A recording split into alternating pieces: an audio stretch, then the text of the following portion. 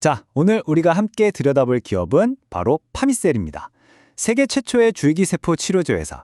다들 이렇게 알고 계시죠? 그런데 말이죠. 이 화려한 명성 뒤에 사실은 완전히 다른 거대한 기술 기업의 얼굴이 숨어 있다는 거 혹시 알고 계셨나요? 그래서 오늘은 파미셀의 그 숨겨진 진짜 이야기를 한번 제대로 파헤쳐 보려고 합니다. 많은 분들이 이 회사를 그냥 줄기세포 개척자 정도로만 알고 계시는데 사실 그건 정말 빙산의 일각에 불과해요. 네, 파미셀 하면 떠오르는 두 가지 얼굴. 먼저 첫 번째 얼굴부터 보시죠. 파미셀은 뭐니 해도 세계 최초로 줄기세포 치료제를 상용화하면서 그야말로 역사를 쓴 기업입니다. 이 타이틀 하나만으로도 바이오 업계에서는 선구자, 개척자 이런 이미지가 아주 강하게 박혀있죠.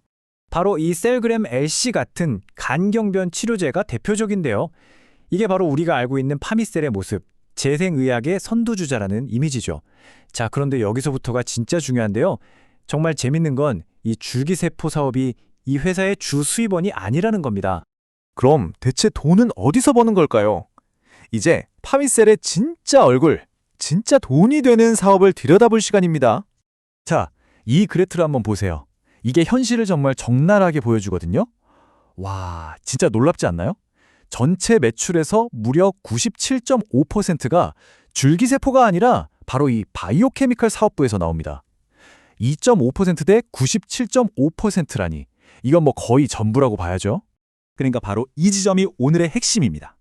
우리가 알던 파미셀의 신화는 바이오벤처였지만 그 현실은 AI 칩과 mRNA 백신이 들어가는 핵심 소재를 공급하는 첨단 소재 기업이라는 거죠.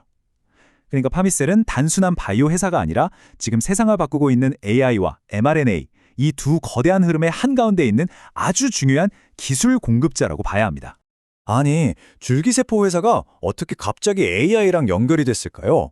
그 폭발적인 성장의 비밀은 바로 AI에 있습니다. 이게 무슨 얘기냐면요. AI 서버 같은 경우에는 어마어마한 데이터를 초고속으로 처리해야 하잖아요. 그러려면 반도체 안에서 신호들이 서로 엉키거나 간섭하는 걸 막아주는 특수 소재가 꼭 필요해요. 바로 그 핵심 원료를 파미셀이 만들고 있다는 겁니다. 그것도 AI 시장의 절대량자에게 공급하는 그 공급망의 가장 중요한 시작점에 있는 거죠. 자, 공급망을 한번 보세요. 파미셀이 저유전율 소재라는 걸 만들어서 두산전자에 독점 공급을 해요. 그럼 두산전자는 이걸로 CCL이라는 부품을 만들어서 최종적으로는 바로 엔비디아의 차세대 AI 가속기에 납품하는 구조인 겁니다. 한마디로 엔비디아 AI 칩의 시작점에 파미셀이 있는 거죠. 자, 그럼 이게 돈이 얼마나 되느냐? 그 파급력이 정말 어마어마합니다. 보세요. 2023년에 13억 원이었던 영업이익이 2025년에는 무려 343억 원으로 뛸 것으로 예상됩니다. 와, 이게 지금 2년 만에 2500%가 넘게 성장한다는 거거든요? 정말 폭발적이라는 말밖에 안 나오네요. AI만 있는 게 아닙니다. 또 하나의 강력한 무기가 바로 이 뉴클레오시드인데요. 이게 뭐냐면 mRNA 백신의 핵심 원료거든요. 그런데 이 시장에서 파미셀의 점유율이 무려 80%입니다. 이건 거의 독점이라고 봐야죠. 전 세계 시장을 꽉 잡고 있는 겁니다. 자, 그런데 이렇게 장밋빛 전망만 있는 건 아니겠죠? 이 엄청난 성장세 뒤에는 투자자라면 반드시 짚고 넘어가야 할 숨겨진 리스크들이 있습니다. 가장 먼저 현실적으로 봐야 할 게 바로 가격, 즉 밸류에이션입니다. 주가 순자산 비율 PBR이 11배가 넘어요.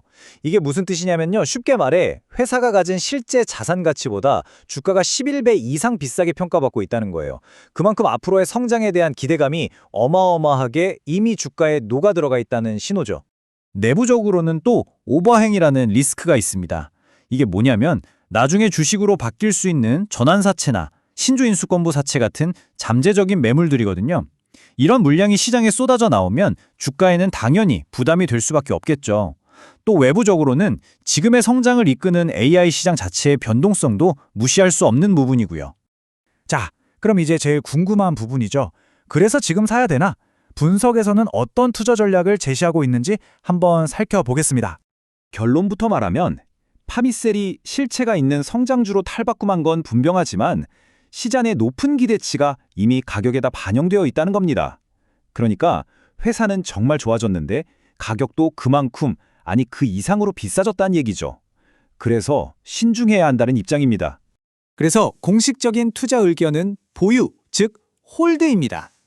지금 막 오르는 가격을 따라 사는 추격 매수는 위험할 수 있으니 일단은 지켜보라는 거죠. 그럼 새로 진입하려는 분들은 어떻게 해야 할까요? 전략은 이렇습니다. 일단 주가가 조정을 받을 때까지 기다리자는 겁니다. 구체적으로 주목해야 할 가격대가 제시됐는데요. 단기적으로는 13,800원이 중요한 지지선이고 이상적인 매수 구간, 그러니까 리스크는 적고 기대 수익은 높은 구간은 12,000원 아래로 보고 있습니다. 이 가격대까지 내려올 때를 기다렸다가 분할 매수로 접근하는 게 현명하다는 분석입니다.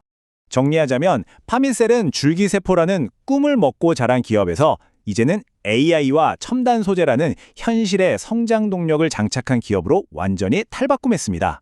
과연 이 놀라운 변신의 다음 단계는 무엇일까요? 어쩌면 파민셀의 진짜 성장은 이제 막 시작된 건지도 모르겠습니다.